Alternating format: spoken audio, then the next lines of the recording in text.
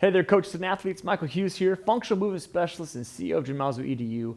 If you're going to be doing a warm-up, which you should absolutely be doing before every single session, then you have to warm up for what you're going to be doing. I want to challenge you to take your warm-up beyond the basic stretches that look like this, because these exercises are not necessarily helping you maximize to get the most out of your time in your warm-up. So I'm going to get into the nuts and the bolts of a functional three-dimensional warm-up that I use with every single client in a small group setting, and you can take this exact warm-up and use it in your sessions as well. But first, make sure to subscribe to our channel to continue to get the movement and coach-related content that will take your training beyond the typical single-plane exercise that everyone's been doing for decades and start moving it into the third dimension. All right, before we get started, I really want to encourage you to do this warm-up with me. So let's stand up, let's move around a little bit, do a little body scan. Let's see if we're noticing anything a little bit different from a mobility and stability standpoint of our body in motion.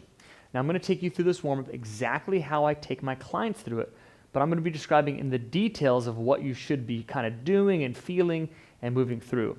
So a good opportunity for you to post out your comments after this video is done and let me know how you feel. Now for those trackers out there, there's going to be several different stages, kind of starting from a mobility standpoint, and we're going to kind of journey through a stability ending. And so there's going to be a little piece in there for a cardiovascular focused warm-up workout, if that's going to be the choice that you would want to give your athlete or your client, because it's going to be that type of workout.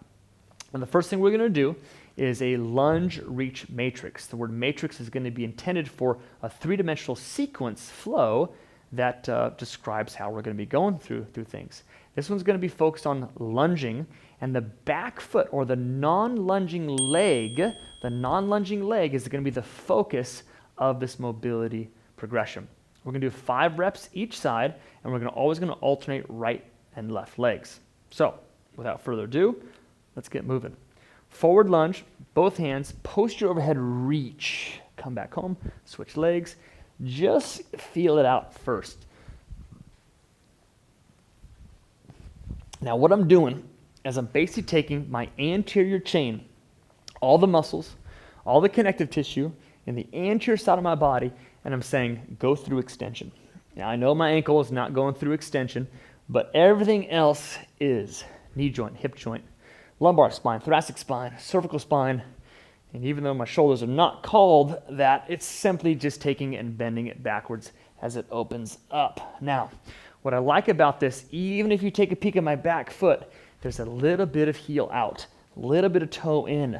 I'm truly trying to maximize that push-off feel like it would be when I would be running.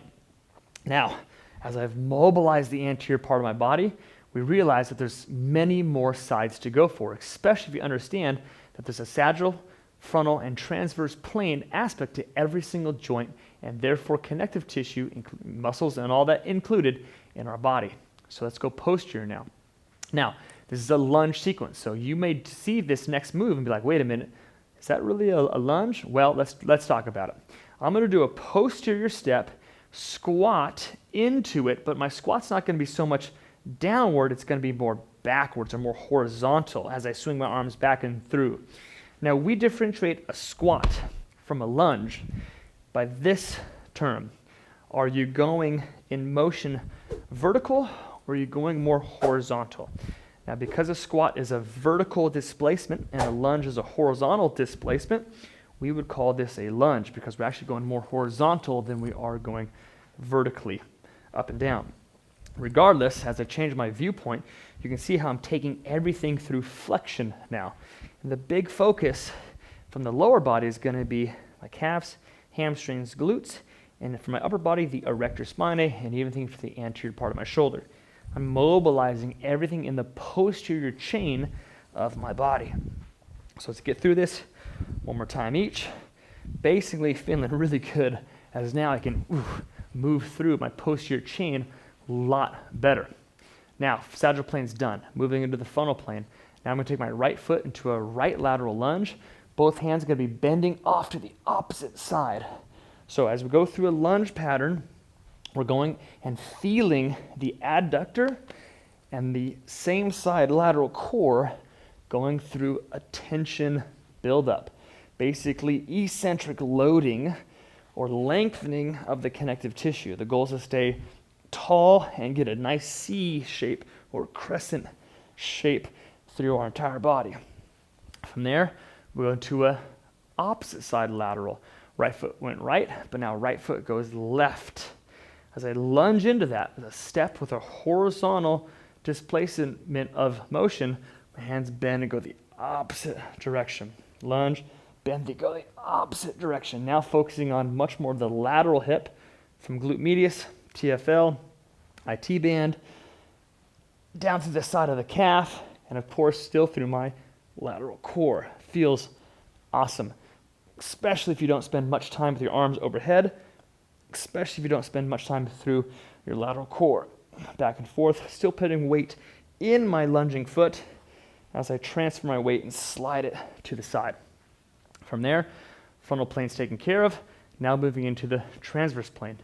Now, following your kind of compass zones here, I went forward and backwards. I went left to right. Now I need to spin. I'm going to step into 135 degrees of open rotation, leaving my stance left foot behind. As I open up, lunge into it, swing my arms around the corner, come back home.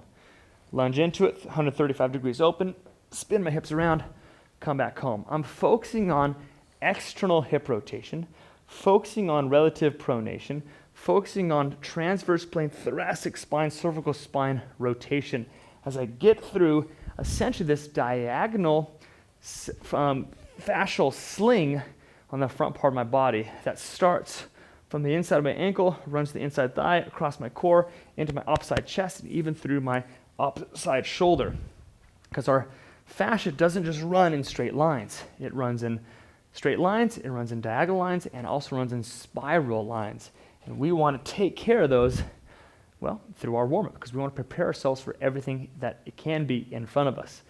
Now our right foot went to right rotation, focusing in external rotation at the hip. Now we're going to take our right foot to go opposite rotation at 45-degree angle to focus on internal rotation and relative supination at our foot. So crossover lunge, get into it, spin around the corner, come back home. You saw how my base foot did not move.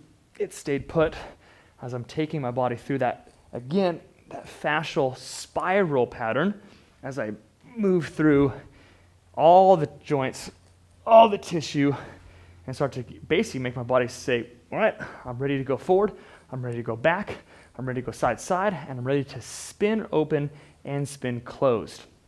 All from a stance leg, mobility, and thoracic spine shoulder range of motion in all three planes of motion. The next piece that we have is going to be a stability portion of what we did.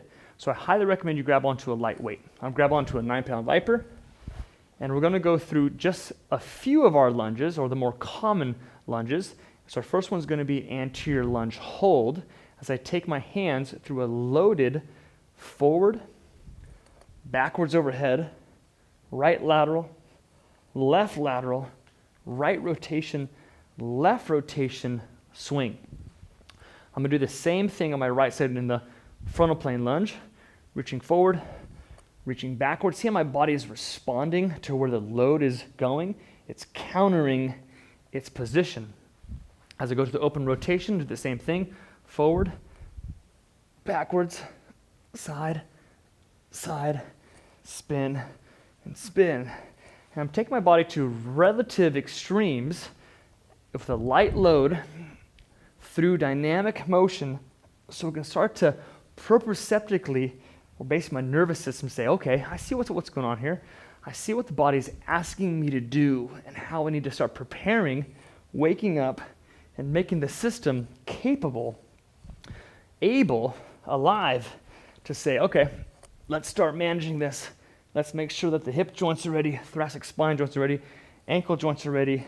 And as I've moved through that pattern, I'm literally taking all 66 vital joints in my body and moving them through 3 different planes of motion that they can authentically do while loaded from the top with gravity and compressed from essentially ground reaction forces from the feet. It's a pretty sweet setup and pretty efficient as you want to think about just those 2 progressions that I went through. But there's more to a warm-up than just lunging or a horizontal displacement. There's also a vertical displacement. Now, because there's a lot of lower body focused things in a workout, we're going to say, how do I prepare my legs for a lot of squatting? We're going to put our feet into essentially 6 different foot patterns, right foot in front of left, and we're going to squat down 5 times. 1, 2, and as we go through this, you got to think my back leg is in more flexion, as my front leg is in more relative extension, but it's still flexion, but it's just less flexion. Because I want to prepare my body to have a staggered stance. Let's do the same thing on the opposite side. Switch. So again, now I'm getting much more flexion relative to my opposite side in this hip, and it allows me to kind of get a sense on what's going on. Are there any alarm bells that are going off that should kind of warn me, like, wait a minute, I don't think that right ankle can manage that amount of dorsiflexion, or that knee amount of flexion, or this hip amount of flexion. So it can kind of tell me, is this one heel popping up off the ground, or this back heel is staying down? And what does that tell me? Or more importantly, you as a coach, what does it tell you about your athlete and how you can help them prepare better for their workout? So that was the sagittal plane. What about the frontal plane? We're going to go wide feet, much more adductor focused. Definitely taking the adductors through more range of motion than any other muscle relative to a normal squat. From there, we're going to take it into a narrow stance, so putting more focus on the lateral hips. Now again, I'm doing this with no weight on my body. It is completely up to our clients and therefore up to you if you want to load your body with some motion or load your body through this motion pattern to provide much more of a realistic feel if that was going to be your particular workout. Now we're going to go through external rotation of our hips, driving into it, preparing the hip joints to manage a little bit more external rotation. Again, much more adductor focused loading, much less, posterior hip or glute loading, but now we go toe in. Now we're going to get much more posterior hip loading, much more lateral hamstring loading as we go through this. Now you may say, gosh, Michael, toe in, that seems a little bit dangerous. Well, I asked the question to you, and you can post this as, why is it dangerous? What makes it dangerous? From there, let's get into a nice discussion about understanding the mechanics of what I'm actually doing and what would make this quote-unquote safe, dangerous, or not. Let's get into a little chatter, because I bet we're going to learn a lot from what we know and what we maybe don't realize we do know about how the human body functions.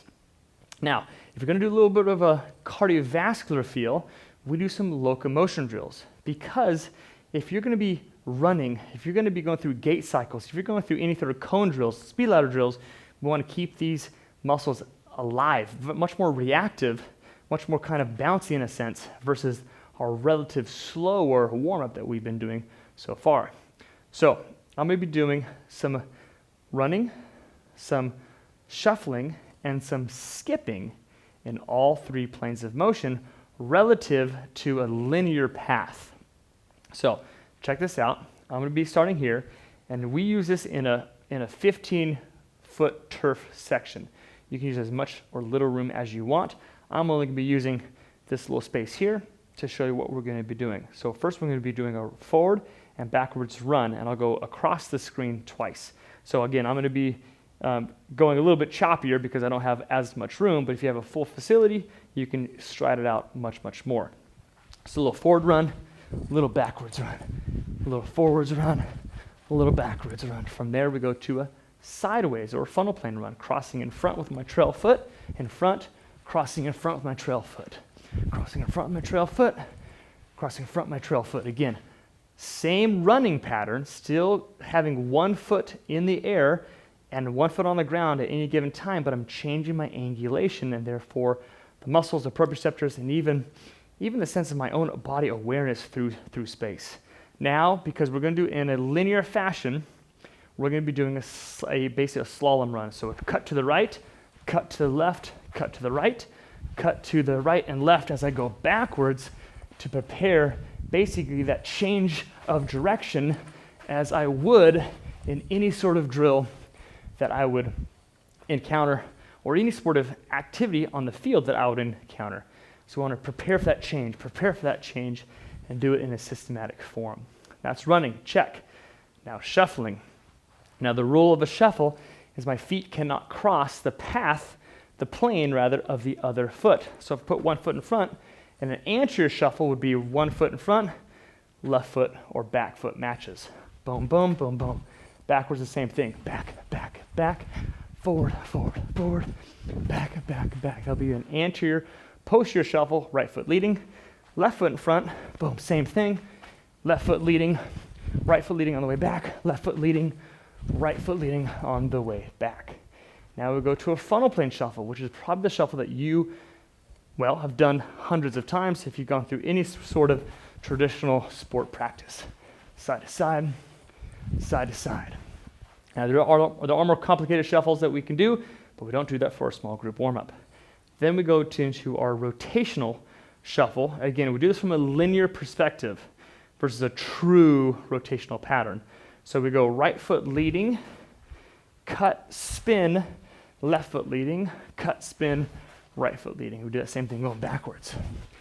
Again, not a true transverse plane shuffle, but again, from a systematic warm-up procedure of having multiple clients do this at once, it allows our facility to be used most efficiently and still get that rotational pivot pattern, change of direction built into our shuffle.